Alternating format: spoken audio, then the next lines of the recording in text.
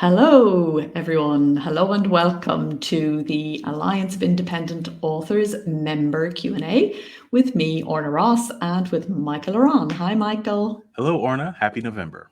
Happy November. Here we are, second last month of the year. How did that happen, Michael? Yes, I don't know. I mean, last year was only the longest year ever. Now we're back to like a semi-normal year. Yeah, I feel like this year kind of sped up as much as last year slowed down. So now we're back at ground zero. Yeah, but I actually can't believe it's November and we're facing into the book selling season of the year already. Yep. But yeah, we're here as ever. Once a month, we turn up here to answer our members' questions about specific aspects of self-publishing, any questions that they have arising. And the idea of this show, of course, any member can email us anytime with a question, or they can hop onto our Facebook forum and ask a question. But this particular forum is for public answers to questions, and sometimes we dig in a little deeper, and anyone can tune in and listen to this show, though only members can actually ask questions and have their questions followed up. So the idea is that, you're a self-publisher, what you're going through is shared by lots of other people who are self-publishing, who are at the same point in the journey that you're on, and our answer to your question can help a lot more people than just you.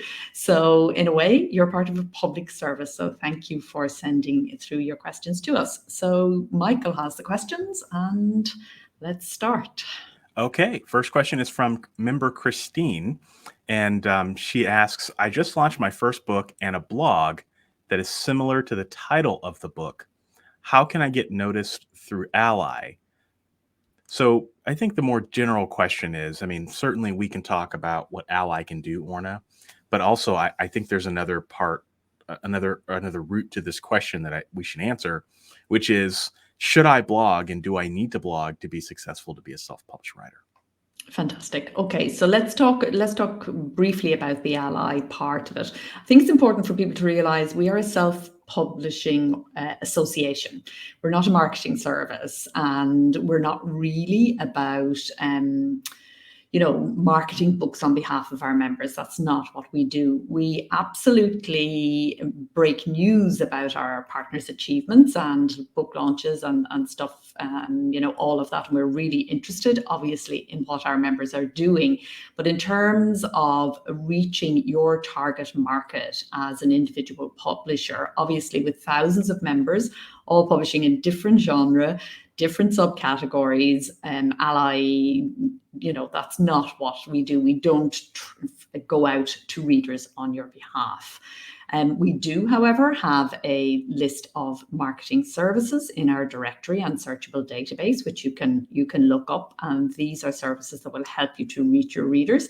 And we do provide guidebooks and all sorts of other ways in which we enable you to reach your readers. So what you've got to think about as a self-publishing author is not reaching everybody and telling everybody about your book. What you need to do is you need to think about reaching your right reader, as we call them, the right readers for your book. And a blog is a great way to do that. So I am seeding into the actual broader question. I'm slightly concerned when I hear that somebody has named their blog after their book. And the reason for that is you will probably go on to write another book, and your blog will always be associated with that first book. So you might want to revisit that straight up. You might want to think of a more generic name. And you might want to think of a name that the right readers, not just for this book, but for books that you will write in the future, that they would actually search for in a search engine like Google or elsewhere. So that would be one thing I would say. To the broader question, do you need to blog as a self-publishing author? You don't have to do anything as a self-publishing author that you don't like doing, but you do have to do something. So you don't have to do anything in particular. So you will hear people say you have to blog. You don't have to. You hear people saying you have to do social media. No, you don't. You hear people saying that these days you have to be on podcasts. No, you don't. But you do have to choose something, some way in which you are going to reach the right readers for your book, some way in which you're going to take your the fact that you have published this book and bring it to them as news. And if you can do that through a blog, that is an effective way to do it, as is appearing as a guest blogger on other people's blogs who have already built up an audience, or on other people's podcasts, or through PR, trade media, newspapers, magazines, radio. Any of these are tried and tested methods where you can let people know about your book. I believe in blogging over time, particularly for nonfiction, but you need to, these days, if you're doing a blog, you need to write long, detailed, interesting, compelling posts that stand out from the rest, that have the chance of being the best posts on this topic on the internet, because that's the only way you're going to get to the top of the search engines. And research shows that people don't look beyond the first, second, or third option in the list. So there's no point in being the 10th best blog on the internet, as Google decides you need to be right up there at the top. So there's no point in blogging unless you're going to take it seriously, unless you're going to have some knowledge of search engine optimization, SEO, and take that seriously, that your blog features on search engines. Otherwise, it can be a waste of your writing energy. So you spend too much time writing the blog for too little results, when you could actually be using that energy in writing a new book. So they're my kind of thoughts. I'm sure you have a few, Michael, too. Yeah. I mean, everything you said was great, and I agree 100%. I would add consistency is key. So don't start a blog if you can't finish it. Meaning, don't start if you can't publish a post consistently every week or every month or whatever your cadence is. You want to stick to that. And in the beginning, what a lot of people do is they start really strong, but then they realize there's no audience for whatever reason. It could be because maybe you're blogging about the wrong topic, or it could just be that you just haven't built your audience yet, but then they stop. And the key is to be consistent year after year, over and over again. And that will help you. But then again, another thing I want to also mention is blogging with fiction is substantially more difficult than if you're a nonfiction writer. So what a lot of fiction writers start off doing is they start off blogging about their book. Every post is about their book. And I don't think there's anything wrong with that if your angle is legit. So instead of making every post about your book, instead, I would talk about your experience and document your experience of what you're writing about, and talk about other things that might be on your mind. Because that's ultimately what fiction readers are going to read your blog for. If you're a nonfiction, it's way easier. It's considerably easier. You just focus on solving a problem, and you find different angles and different ways to solve that problem. Way easier, 100% easier. But with fiction, it's a lot more complicated. But I find that writers tend to gravitate more toward blogging because it's just an extension of what they're already doing. But you just have to be careful to make sure that you're blogging something that your readers would want to read consistently, week in, week out. So just be careful there. Yeah, absolutely. And in a way, I think it sounds like a drastic thing to say, but I think it's true. Don't start a blog unless you want to keep going forever. Yeah. You can do a blog for a year or two, but the amount of time it would take to build up your audience, to then walk away from it. And I have seen people, the other danger time, Michael spoke about the time when you realize, hey, nobody's listening, and this is a lot of work and nobody's listening. You've kind of got a crossroads there, two choices. Do I quit, which is what a lot of people do, or do I now begin to kind of concentrate the mind and find out, well, how do I make people listen? How do I bring people to this blog? And in a way, a blog is like a microcosm of what you have to do with a book. One way or the other, you have to get people's attention, and you have to be remarkable in some way. You have to stand out. You have to be, extra good, or extra amusing, or extra deep, or something needs to be there that's going to actually, draw people's time and attention. Mm-hmm. And the effort of doing that for your blog also helps you in doing that for your books, because they're the same thing. It's the same kind of pathway that you go through. And the other time that I see people falling away a lot, and you wouldn't expect this as much, is when they've just got it established. It's up, it's running. They now have people who are kind of paying attention. They're maybe getting comments and other stuff. Sorry, can you hear that coming through? That's a call to me. Okay, just needed to switch that off and turn on my do not disturb. Yeah, the other time is when people start to get attention. And this, I think, is something to do with the creative mindset. It's almost like when you've done it and achieved it and succeeded at it, you get tired of it. And now you're bored and now you want to do something else. And that's a bad time to run out. So staying there through that period and maybe adjusting the blog, refining it, constantly improving it, building on your success. You can also start to take in guest bloggers. Once you've established yourself with some degree of success, you will probably find people who will want to write for your blogs. There are ways to make sure that you stay consistent and you keep going with it. But just as you shouldn't begin a book kind of from first impulse, it's likely to fall away without a bit of planning and thinking and organizing. A blog is very similar. It's not something to be started lightheartedly, and definitely don't think, hey, I've got a blog, that means I'm going to sell lots of books. It doesn't work like that. It takes a year or two to build your audience on a blog, just as it takes a year or two to build a following for your books. Yep. And it's a year or two talking to yourself with nobody that will respond for a while. Yeah. Yeah. And I mean, we've all been there, I think. And I think that's the important thing to say. I started, when I began blogging, there were far fewer bloggers in the blogosphere, and it was much easier. And everybody was kind of, oh, blogging, and everybody was commenting like crazy. And, it wasn't unusual back in those days. You get 80 comments on a blog post that was fairly ordinary and not terribly, inspiring or standoutish. That just doesn't happen now. If I'm starting something, I'm actually thinking about starting something. I start something tomorrow, I'll start pretty much ground zero too, even though I've built audience somewhere else. If I start something new, it's going to be from scratch, and all I'll bring is the experience of building.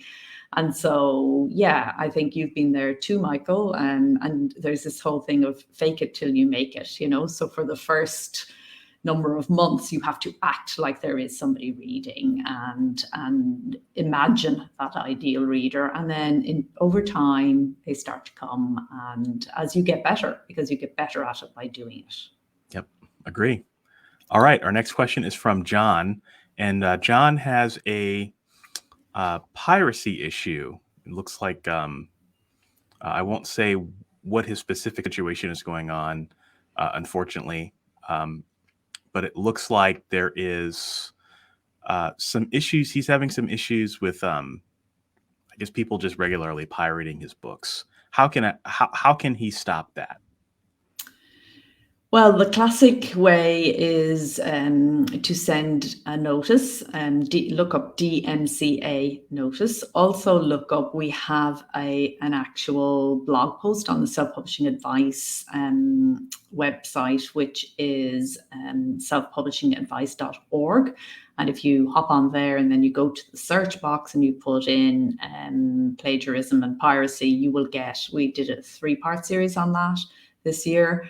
Or was it last year? I don't know, but not that long ago. So everything you need in terms of the practical and the technical aspects of coping with piracy is there.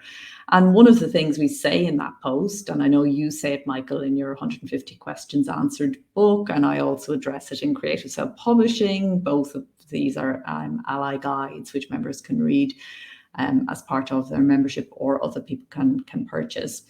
We emphasize the fact that sometimes it's not worth your while, that what appears like pirated work is actually clickbait websites, and they're not worth your time and attention. The real challenge, and this is connected to the question that we just answered a moment ago, the real challenge for publishers today, and this is everybody at the blogging level, at the books level, every level, is not piracy and people ripping off your work. It's obscurity and nobody knowing that you exist. The people who buy books from piracy sites are not legitimate buyers. They're not your right readers. They are never going to pay. And so in a way, you kind of might do best to just forget about them. There are even authors and famous and well-known authors, like Paulo Coelho being the most famous, I think, who have used piracy as an actual marketing tool. Yeah. Now, I'm not suggesting you have to take that mindset, but I am suggesting that you need to think about selling books and getting too kind of concerned about piracy, which is a feature of the digital age, getting too concerned and spending a lot of time and effort chasing down pirates can be, distracted energy that could be going into actually selling books to people who are prepared to buy, who don't visit these sites anyway, and who wouldn't be buying from there anyway. You're never going to shut the whole thing down completely. It's very whack-a-mole. You cope with one, another one pops up over here, and a lot of indie authors decide, you know what? This isn't how I want to spend my time. This isn't how I want to spend my energy. I'm going to focus on the people who actually buy books.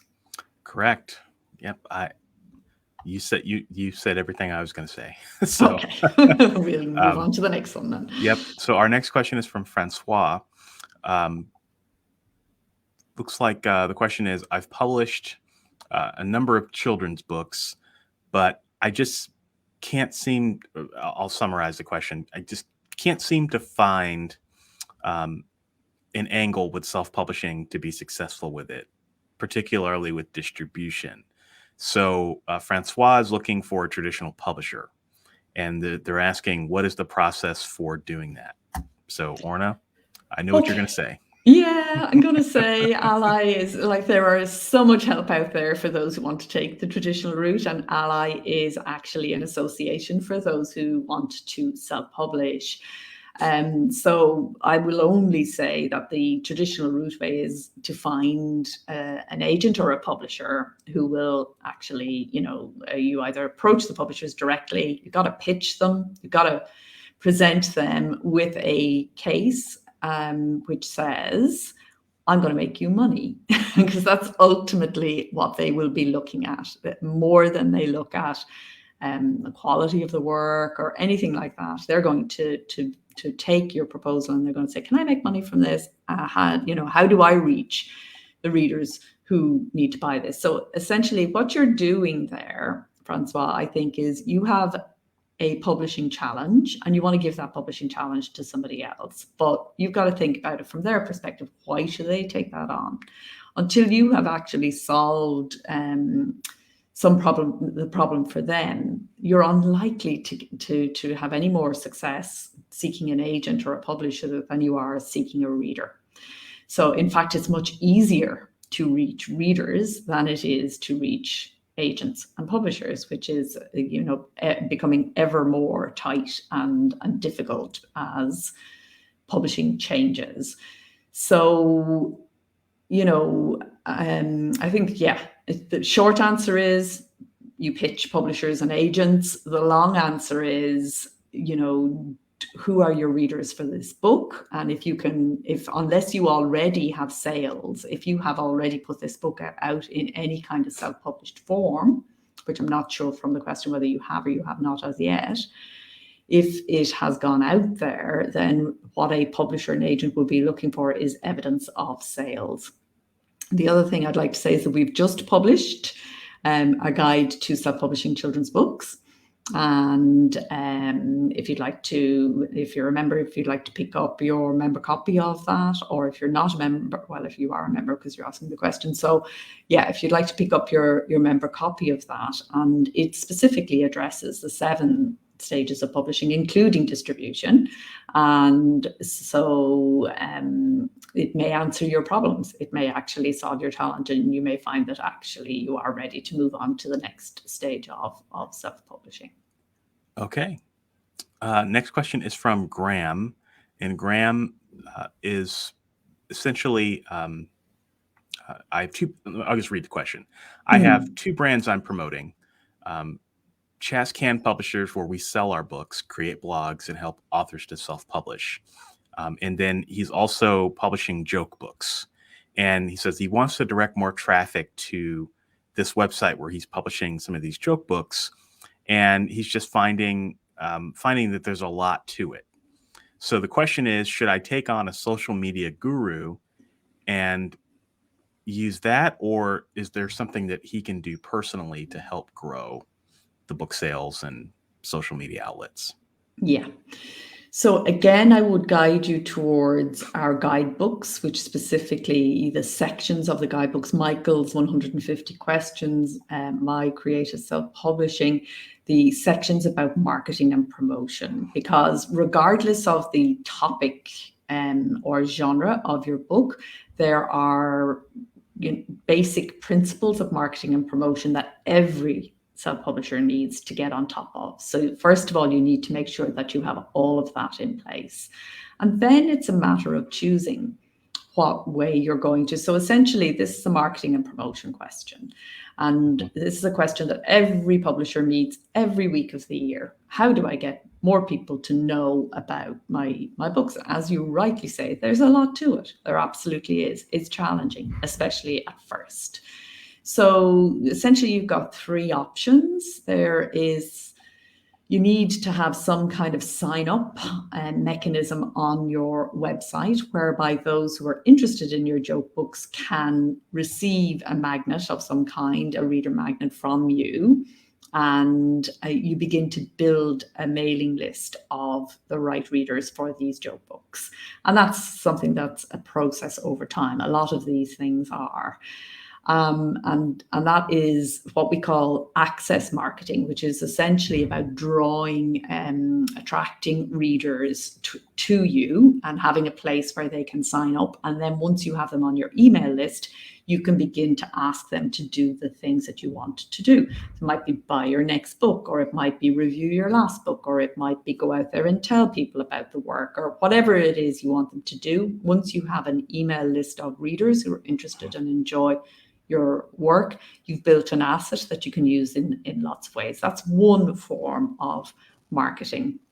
And the second is what we call influencer marketing, and that will be going through podcasts or media, which we mentioned earlier, or other people who already have an in with the audience that you're trying to reach. So you appear on their podcast, you get an article written about you, you pay an influencer to tell people that you exist. Influencer marketing, where you use somebody else's influence to reach the people you want to reach.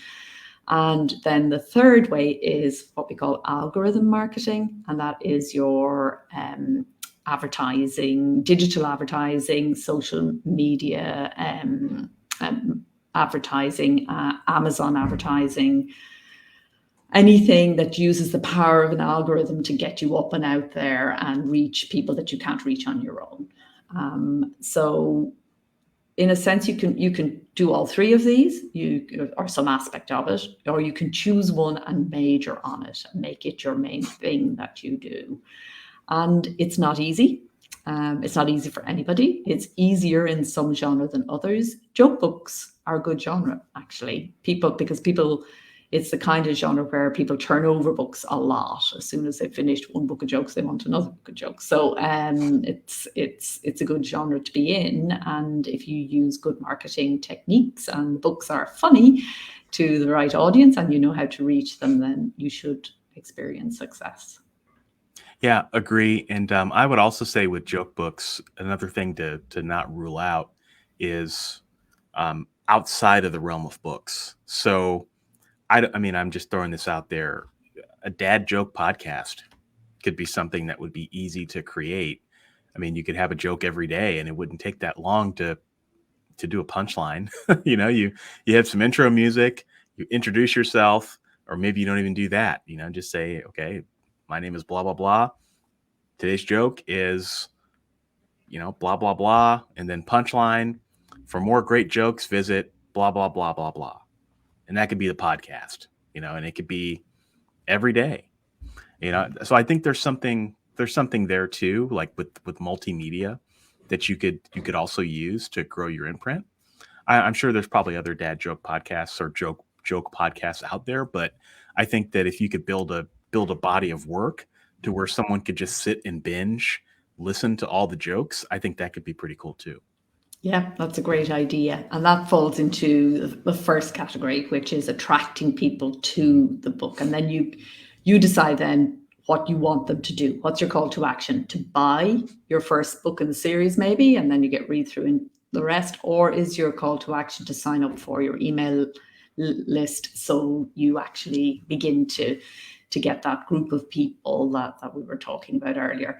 So you are limited only by your creativity, really, in terms of what it is and what you fancy doing in terms of how you get people to but I think hiring a social media guru, which was your question, is probably the least good way to do this. In my experience, the people who hire social media people to work with, the ones who do best are those who have a very clear vision already of their target reader and their own work and where it fits in out there in the wide world. It's quite difficult to get somebody to come in into book social media who isn't a really good expert on it, and they will essentially be asking you to tell them what content that you want to fill your feed with. So Michael's idea is a great idea, podcasting a joke. The jokes could go out on a social media platform either. They could be text jokes, they could be little audiograms going out, they could be video of you telling the jokes, they could be something really elaborate where you actually put together a little video trailer for each joke and just do one of them. There's so many ways in which you can do this, but essentially the idea of the content, you're not ready for a social media guru until you've decided how you're going to get attention. Then when that decision has been made, very often we find we don't need the guru. What we were looking for a guru who would actually do the thinking for us that only we can do for ourselves. Right. Yep, agree. All right, next question is from Janae, and says, I printed my photo book with Ingram Spark. The photos are not as good a quality as Book Baby. I want to stay with Ingram Spark because overall it looks like a professional book, but is there a way to improve the quality of the printing with photos with Ingram Spark? That's totally a question for Ingram Spark support desk. And I imagine that it's a matter of paper and print process. So by improving the paper quality maybe, or there may be other ways, that's really a question. It's a very technical question that only they can answer, I'm afraid. So our advice there would be to contact Ingram support desk directly. And if as a member then you find you're not getting the answers you want, or you want some supplementary answers, let us know and we can contact them on your behalf. But your first port of call is direct to the support desk. Okay. Next question and final question for today is from member David. Now, David has, I'll sum up his question. It's an interesting one. So David is a self-published sci-fi writer with a book of series that he's self-published. And he has been approached by a traditional publisher who's interested in buying exclusive world rights. However, he has some concerns and some things that he's really thinking through. The first concern is, losing control of what happens to the books that he's already published, because they want to take his existing series and traditionally publish it. So he's concerned about losing control. He's concerned about having to take the books down and potentially lose reviews, and he's concerned that it might interfere with some of his longer self-publishing goals. So the heart of the question is, what advice can we give him in evaluating an offer like this, and what should he be looking out for? Fantastic. Okay. So I'm going to answer the question at a number of levels, and then Michael may hop in with extra thoughts. So at the level of the offer, straight up exclusive world rights makes my warning bells go ee-aw, ee-aw. And I think you need to very carefully evaluate the contract that you have been given, because if somebody is looking for word rights, they're probably also looking for various other aspects of things in the contract. There's so much to look out for in the contract, in addition to the actual rights and the advance and all that kind of stuff. So I would, first of all, at a very practical level, just contact the rights desk by sending info@allianceindependentauthors.org an email and just asking for a contract review, so we can take a look and see the specifics of the contract and how good, bad, or otherwise it is. Our recommendation is always, and I'm moving it to the second sort of level, our recommendation is always to license only selective rights, so not world rights of everything, of every format, but to engage with this publishing house. You're a publisher, they're a publisher. You've already shown you can publish. You're already reaching your readers. And you're very asking all the right questions about, because you will give up control and you will give up, and the things that you're concerned about will happen. And therefore the offer needs to make that worth your while. And if it is not worth your while, then it's no thank you. And if it is worth your while, then continue the conversation, and you will, in terms of that negotiation, you need to push for more than you are being offered, because if it doesn't sound like a great deal on this side of the fence before you even sign it, believe me, in 2 years' time, when you're feeling what's coming from the alternative publisher who will do things differently from you, who will bring things that you can't do, fantastic, but who will also have ideas that you may not like. At that point in the proceedings, you want to be able to look back and say, well, at least I got my advance, and here is my plan, here's my strategy. I'm using them to publish this book and that book, maybe not the others. So for example, if you have a lot of books in your series, you'll find that the publisher will automatically ask for that.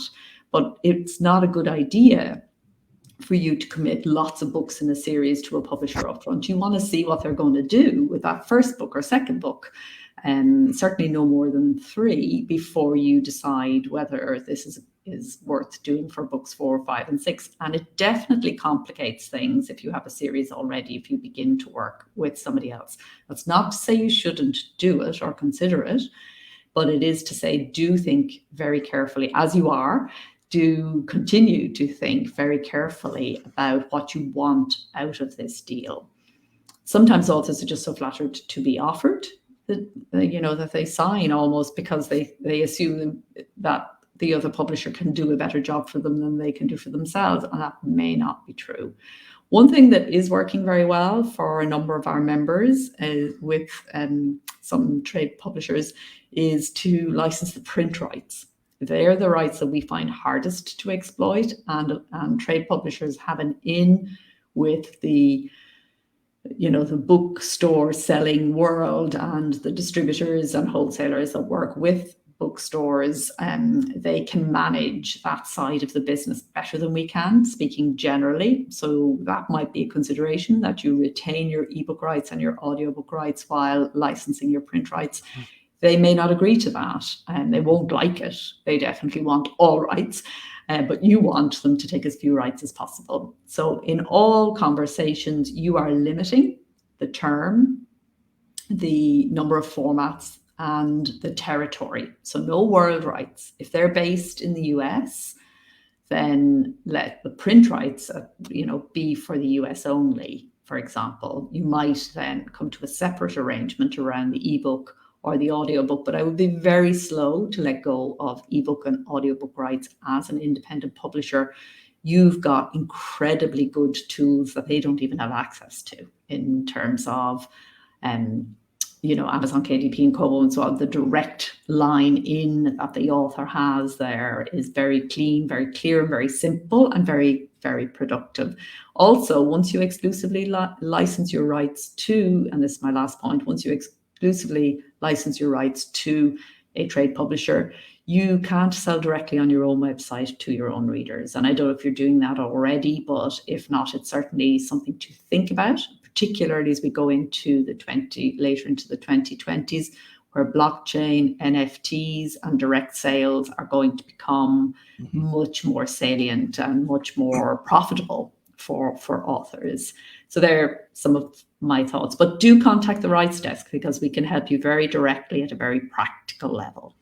Yeah, I mean, everything you said was great, Orna. I would add that you're thinking about this the right way. I can tell by the way that the question was framed that you're thinking about the right things. One of the things that you were thinking about that I wanted to make sure we hit was my long-term self-publishing goals. So Yes. just beware of do not compete clauses in publishing contracts. A do not compete clause says that you cannot publish other books under that particular pen name that will compete with your publisher. And usually it's within a certain time period. So just make sure that if you sign a contract with this publisher, that you're not you're not signing a do not compete clause, because then it's going to take your publisher forever to take care of the book and get it out and get it distributed. And you don't want to hamstring your own productivity, right? And you got to be careful. Yeah, and I mean, the chances of it containing such a clause are very, very high because from their perspective, they don't want, they're going to invest money. Presumably, there is an advance here and a decent royalty and all of that, which the contract will reveal. They don't want to invest a lot of money in you while you cannibalize basically their sales and use them as a marketing tool. They're going to be kind of thinking about that. The other clause to keep an eye out for, and the rights desk can help with all of these, is the rights reversion clause. Right. So that if they don't do a good job, again, to Michael's point of your long-term career, if they don't do a good job, that you get your rights back in a timely fashion. Is very important. So that's another important clause to look out for. And thirdly, they may treat audiobook rights as a subsidiary right. A lot of traditional publishers do that. Whereas for indie authors now, audio rights are pretty primary. We've got a very good way, they're a digital file, essentially. We can sell them directly to our listeners. We can use the Amazon tools and other tools, Findaway Voices and various other really good services to take us directly to audiobook listeners. So treating audiobooks as something that gets sold as a separate package onto an audiobook publisher who will give you not a great deal, that's not a good idea either. So yeah, there's a lot to think about for sure. Yeah. And just remember, at least I'm not sure where you're located, David, and I'd be curious if the UK has a similar option, Orna. But if you make a mistake and you sign a contract that you realize, oh, maybe I shouldn't have signed this. Here in the United States, it's called the 35-year rule. So you got to wait 35 years, and then there's a clause in the copyright law here that after 35 years, there's a certain procedure you can follow to where you can get the rights to your work back. 35 years is a long time. I mean, 10 years ago, authors weren't selling direct. It was still not quite easy to get your books into audio. Tools like BookFunnel, I don't think BookFunnel was around. I don't think Vellum was around. I mean, just look at all the tools we have today and go back 10 years and things were substantially different, and things are going to be substantially different 10 years from now. And so 35 years is a long time to rectify a mistake that you make today. So that's why, just I try to instill in people the gravity of the decision, especially when you're signing these contracts, because it might seem like fun and games when you're signing, but you don't really realize the true consequences of it until one day you wake up and want to do something, and then you can't do it because of a contract you signed. Absolutely. So just something to keep in mind. Not trying to discourage you from it, but I'm just a big fan of people going into contracts clear-eyed and with a true understanding of why you're doing it and an understanding of what you're potentially giving up too, because you're not always going to know what that's going to be. Absolutely, especially at a time where things are changing so rapidly, because we're going into, some writers are already in self-publishing 4.0 with, as I said, blockchain coming down the track and all sorts of ways of direct selling and special editions and really exciting things happening in self-publishing, which is not to say don't sign, which is not to say, but it is to say be really careful, limit the term. Do not do it for life of copyright, limit the term, limit the territory, and limit the format. And then it's worth maybe an experiment. But yeah, as Michael said, read all the clauses. And it's time for authors to read our legal agreements, to read our contracts, to value our work. Our rights are intensely valuable, hugely, potentially very, very valuable. So not to be given away lightly. Michael and I disagree on a few things, not very many, but we definitely are so agreed and aligned on all of that, as is anyone who cares about author publishing. So yeah, be careful. Yep. And remember too that whatever you sign, your heirs are going to have to deal with too. If you happen to pass away prematurely, or, I mean, that's another thing you got to keep in mind too. So. Yep. Life of copyright's a long time. Yes. 70 years after your death. And for most writers, actually, that's when things start to get valuable. So, yeah, exactly. Yeah. Okay, that's All a right. nice cheery note to end on, your death. But well, something we got to talk about at some point. Yes, absolutely. We got to think about these things as we sign contracts. So that's it for this month, folks. Thank you so much for your questions. Really great questions this month, as ever. Keep them coming, and send. We have the form, and all of the links and everything will be on the podcast version of this talk, which will be on the selfpublishingadvice.org website on Friday next, and that will include links to everything that we've mentioned during the chat as well. So yeah, thank you for being here. Until next time, happy writing and happy publishing. Bye bye. All right, take care, everybody.